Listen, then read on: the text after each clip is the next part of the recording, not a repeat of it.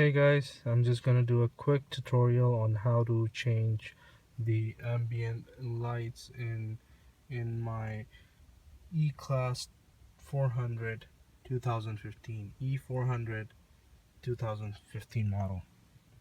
These lights, these ambient lights.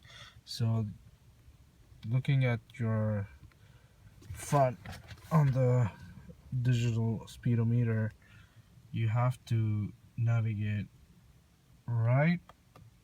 You see this changes as I tap. So I go 1,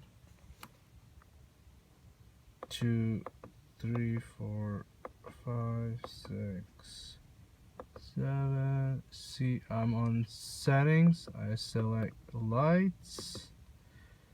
This is the option to select the brightness, the ambient light brightness, and the color. So I press OK, and these are my options: solar, neutral, and polar. So this is polar, this is neutral, and this is solar. That's it. Thank you.